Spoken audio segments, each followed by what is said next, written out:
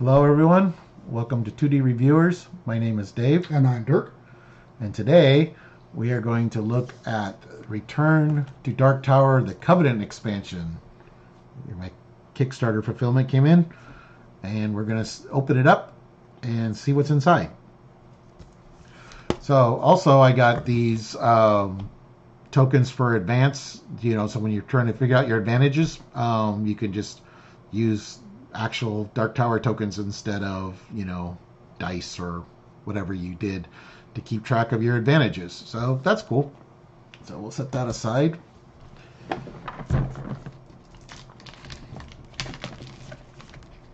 Ooh, the back of the box has got some pretty stuff on it. Let's take a look at that back of that box as we're speaking. Let's get that out of the camera. All right, so yeah, we've got monuments and wastelands and doom skulls, I like those skulls. I want to sit in those skulls.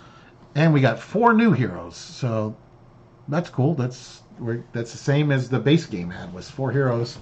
All right, we will open the box. Set that on the way. It looks like it comes partially pre-punched. And yeah, that happens sometimes. Okay, so let's look at some of the heroes here. Set this here down here for now. All right, so you want to go first? Okay, so it looks like the first one we've got here is the Undaunted Aegis. It starts with, I don't even remember what the resources are called. I haven't played this game a whole lot. So 7 warriors. 7 warriors and 1 spirit, right? Which is standard. Spirit? Yeah, that's standard. 1 standard. And then, let's see, protect the weakest link, and it will protect you. Okay, I kind of like that. All right, so at the start of the turn, their banner action is for each corruption you have, gain 3 warriors. You may spend 10 warriors to remove one of your corruptions. Oh, that's pretty good. A way to get rid of corruption without having to go somewhere. Yeah, so, and let's see, middle of turn actions in any order. You can move 3, so that's standard action, and spend a spirit to double your move. Let's see, it looks like your heroic actions. Looks like those are all the same. So it looks like, yeah, pretty much everything else is the same from the standards.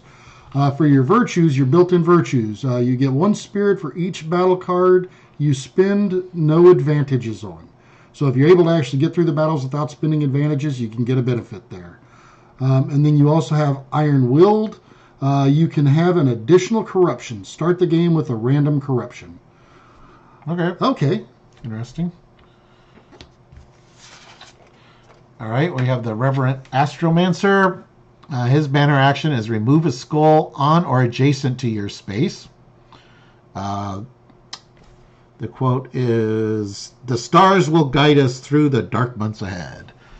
His virtues are well-versed. If you remove a skull with your banner action, gain a blessing. Ooh. At the start of each month, prepare spells equal to the month's number. Okay.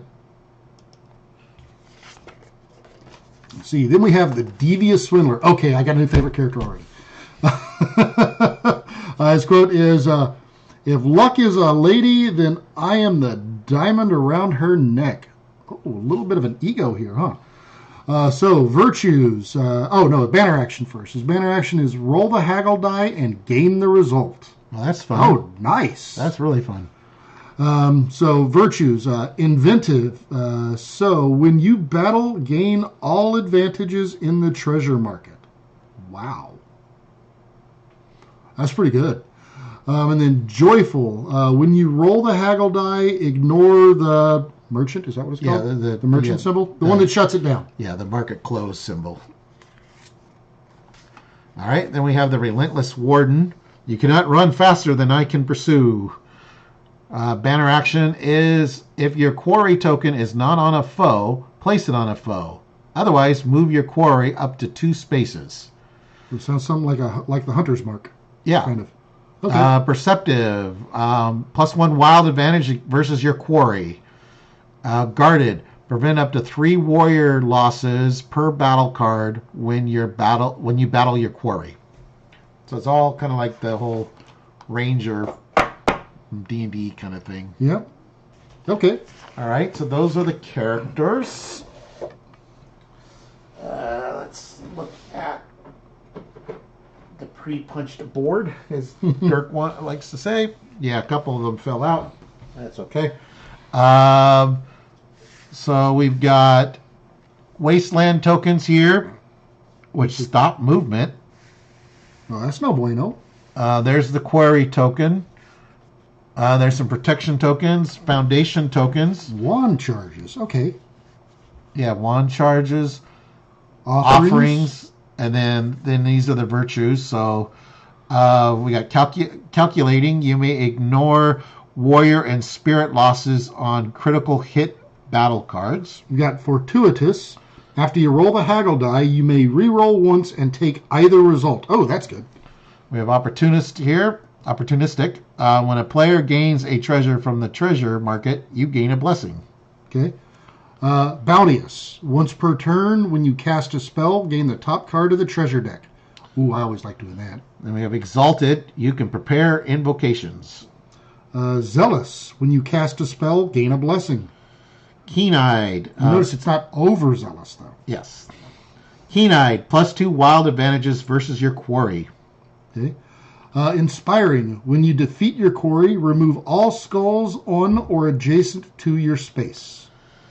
Instinctive. You may remove your quarry token to ignore your quarry during its strike event. Okay. Steeled. Once per turn, if another hero would gain a corruption, you may gain it instead and gain 2 spirit. Embolden. +1 wild advantage for each corruption you have. And then finally, we have resolute. When you reinforce, spend 1 less spirit for each corruption you have. Okay. And then we got some foundation tokens. So we got the Centopath of the First Prophet. Let's see, the Argent Oak. Colossus of Bjorn. And the Arch of the Golden Sun. Okay. Let's see what else we got. Okay. All right. So we got some new corruptions. And this invocation. So yeah, I'm not going to open up the small deck right now. Well, why not? It is an unboxing. It is an unboxing, yes. So here's the bag of skulls. It's a nice black skulls. Those are pretty. I like those. All right, let's look. Oh, okay, there are more. Okay, I was thinking I didn't think there was that many, but okay. Yeah, so we got 1, 2, 3, 4, 5, 6, 7, 8, 9, 10, 11, 12 new corruptions. We're not going to read each one, but there's 12 corruptions. I don't know if that was on camera or not. 1, 2, 3, 4, 5, 6, 7. We have 8 blessings. So there's some blessings. 2, 3, 4, 5, 6. We got 6 spells here. All different. And we have 4 invocations. Each one's different. So those are the small cards. And those corruptions, no bueno. I can tell you that right now. I'm just flipping through them. Cheater. I know. See, this isn't Marvel Champions. I'm okay knowing some things that are coming up in this game. Yeah. Just wait till you see the villains in the upcoming set. No! Okay. So then we've got some new treasure cards. So that's cool. Lots of new treasures.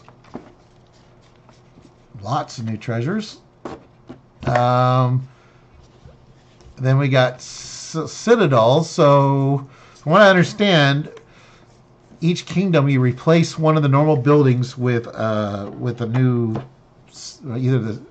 with a new card.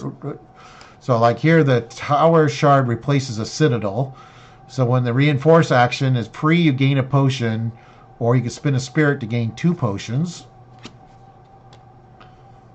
I don't know what the back does. Defeat a foe in a space adjacent to the tower. So you've got the Nightmare Cage, which replaces the Bazaar. As a reinforce, for free you gain 1 gear, and let's see, spend 20 armies or fight and remove a foe. Again, it's got an offering on the back, which I'm not sure what those do.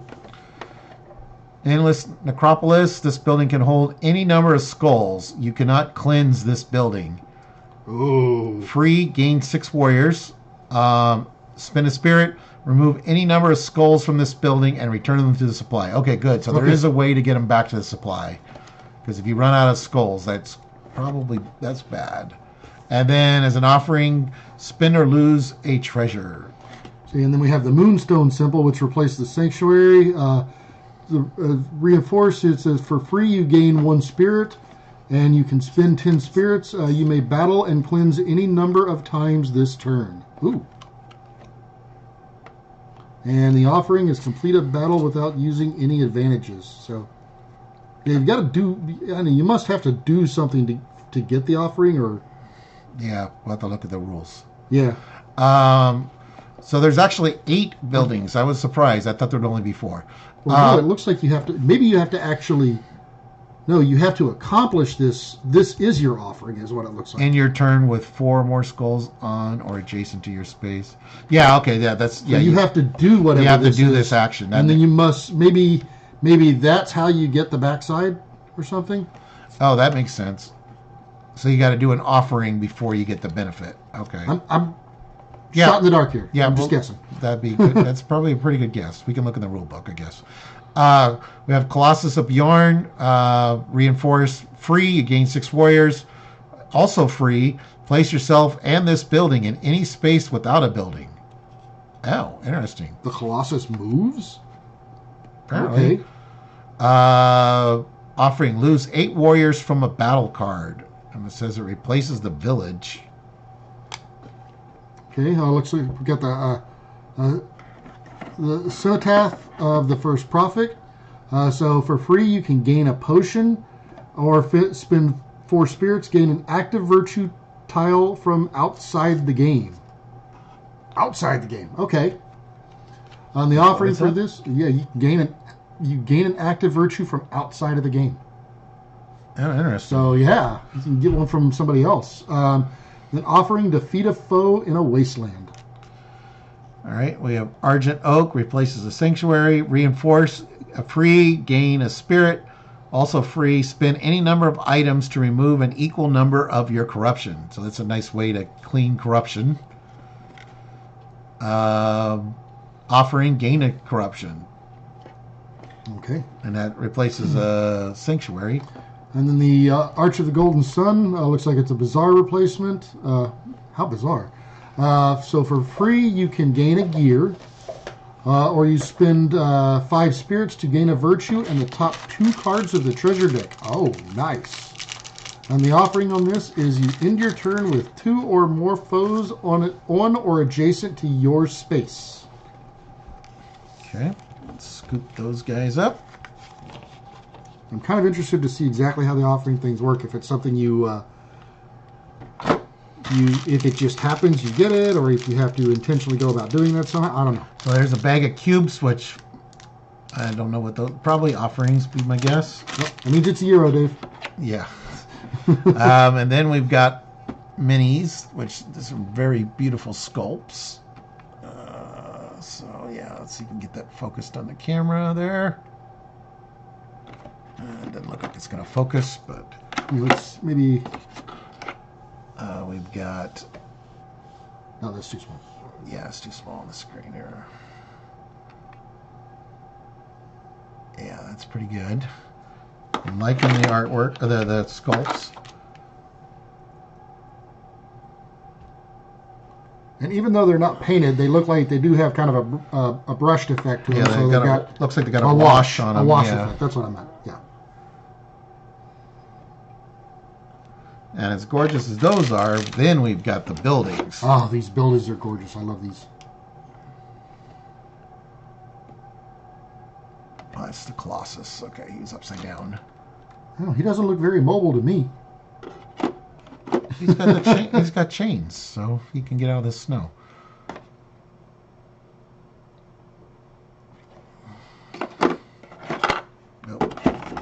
Oh, did you break one already? No, there's. No, oh, that's the tabs here. I'll put those. That fell out of the. Those are the pre-punches. Yeah, the pre-punches.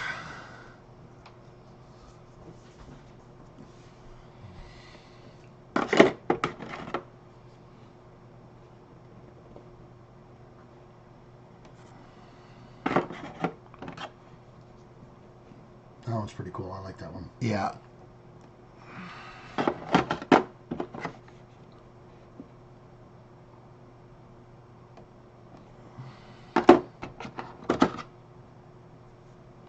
It's like a little mini tower.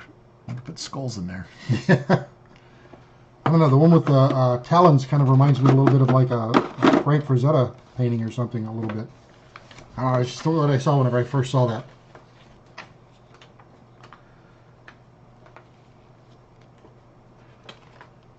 Let's just see. Okay. So the monuments, then the app, when you choose this expansion, the app will tell you which monuments to include and the kingdoms they are assigned to. For each monument, remove the corresponding building from each kingdom as indicated on the monument card. So yeah, so there's extra monuments for replayability, so that's good.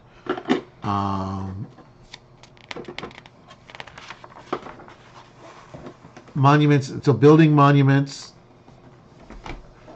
Each monument has a unique condition that generates offerings, as indicated on the card. When a hero meets the condition, regardless of which hero it is, which kingdom they are in, or whose turn it is, place an offering marker on the foundation. A foundation tile can have a maximum of 3 offering tokens. Do not place more if there's already has 3 tokens. Once a foundation has 3 offering tokens, any hero can complete the monument by taking the build action in the space of the foundation. Okay. So some of those where you got to gain a corruption. It's like so you got to do that 3 times. Well, it's got to be done 3 times. It's got to be done 3 times. But yeah, you definitely not going to do it with the same person. That doesn't scale based off of player count or anything? The app might do that, because you tell it the number of players and stuff. But yeah, that's what the cubes are for, is the offerings. So okay. Once there's 3 cubes, and that's what the base here. So you have these on the board. Then you put cubes on it, and then you replace it with the mini once it's built. And then so those are double-sided. So like the Argent Oak on one side and the Moonstone Temple on the other. So it doesn't sound like those will come out together. Well, yeah, because they both are on the same building. Yeah. So. Oh, that's not me this time. No. It's usually me. Wastelands represent places in the world that have been blighted by the tower. The app will tell you when and where to place wasteland tokens. A space with a wasteland token loses its terrain type. Wasteland spaces cannot gain a terrain type from other effects. Additionally, when a hero enters a wasteland, they may not leave that space for the remainder of the turn, whether by regular movement or even by effects, such as the Potion of 1,000 Strides or the Colossus of Yorn. Wasteland tokens can only be removed by an effect that expressly removes them. Once a monument has been completed, spaces in that kingdom will no longer gain wasteland tokens. Okay, so this to encourage you to get the monuments built faster. That's what looks like what the wasteland is for. Starting to kill the locations, which can mess with your benefits. Doom skulls are special black skulls that are used along with the regular skulls from the base game and do not replace them. At various times, the app will trigger a creeping doom event. This event will instruct you to drop a certain number of doom skulls into the tower. Resolve any skulls that tumble out of the tower as normal by placing them on the building, including a completed monument, in the kingdoms where they emerge. Doom skulls may not be cleansed, removed, moved, or returned to the supply by any effect. They count as regular skulls for other effects, such as battle cards that cause loss based on how many skulls are on or adjacent to your space. Doom skulls are removed from the game only when the building they are on is destroyed. Then we got some wand tokens. I don't like that.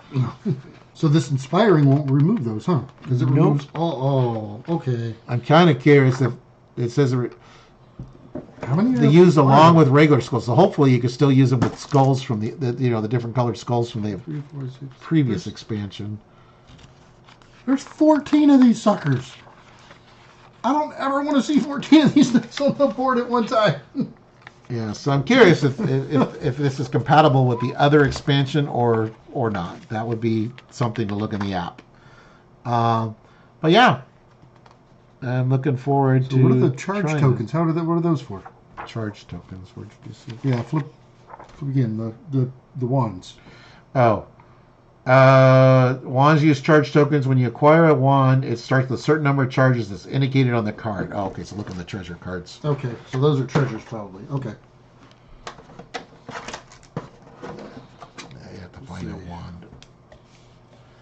On your turn, There we go. There's a wand. Okay, so here's a wand. When acquired, you put 4 charges on it. Spin any number of charges to place your hero that many spaces away. When you battle a melee foe, gain a charge. And it gives you +1 melee advantage. That's cool.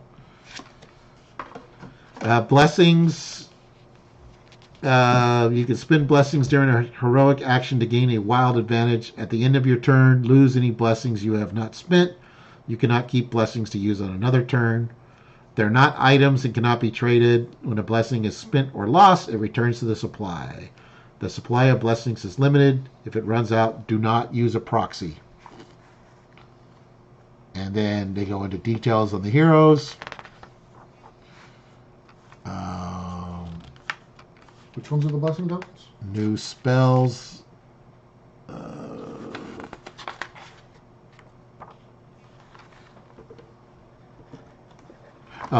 They're small cards. Oh, okay, cards. Okay.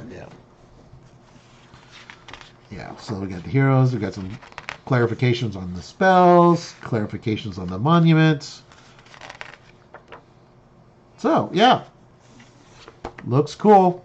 Like I said, I'm curious. I'd be curious if you can play it with the other expansion or not.